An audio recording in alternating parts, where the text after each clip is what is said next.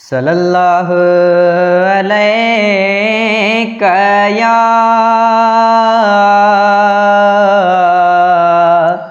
یا رسول اللہ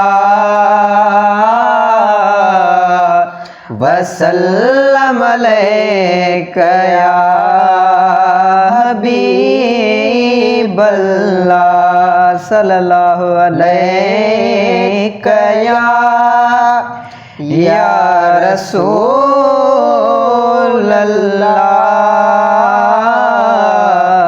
وسلم علیک یا حبیب اللہ سبھی بے وفا بیا مگر ایک محمد دنیا آخرت میں وفادار آہے سبھی بے وفا بیا مگر ایک محمد دنیا آخرت میں وفادار آہے اساں تجھے خاطر رنوگار میں تھے دسو گوٹ کے دو قربدار آہے سبھی بے وفا بیا مگر ایک محمد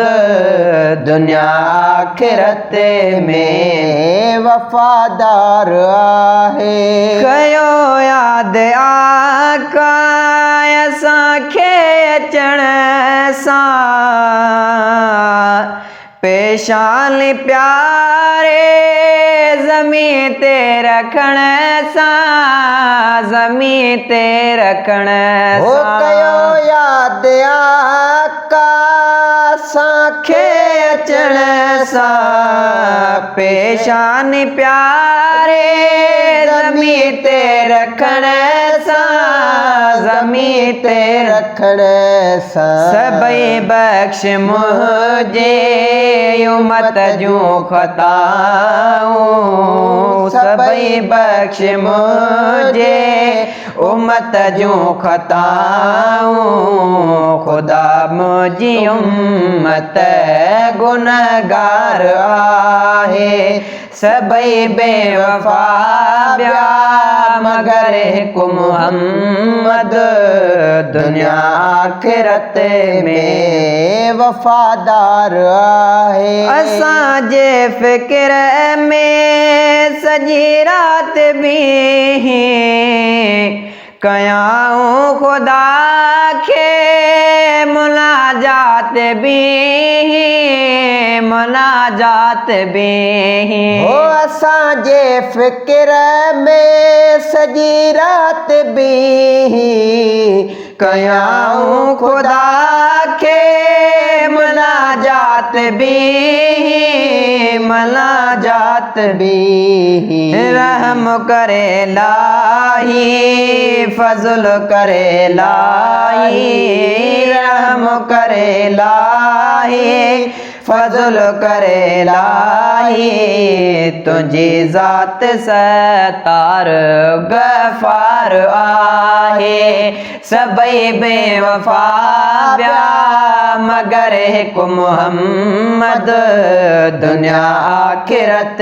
میں وفادار آہے قبر میں اساں ملن مبیندا بشارت بہشتی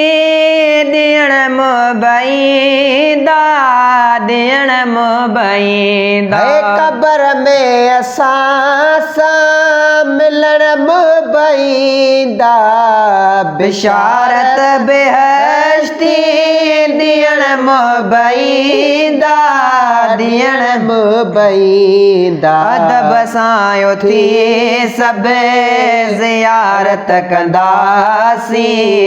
ادب سایو تھی سب زیارت کنداسی یقیناً اساں جو بیڑو पार आहे सभई बेवफा ॿिया मगर हिकु मुहम्मद दुनिया आखिरत में वफादार आहे करे अर्ज़ आशिक अब्बासी सदाईं हितां या नबी तूं मदीने सदाईं मदीने सदाईं करे अर्ज़ आशिक अब्बासी सदाईं हितां या नबी तूं मदीने सदाईं मदीने सदाईं रुगो देर हाणी बस हुकुम जी आहे रुगो देर हाणी बस हुकुम जी आहे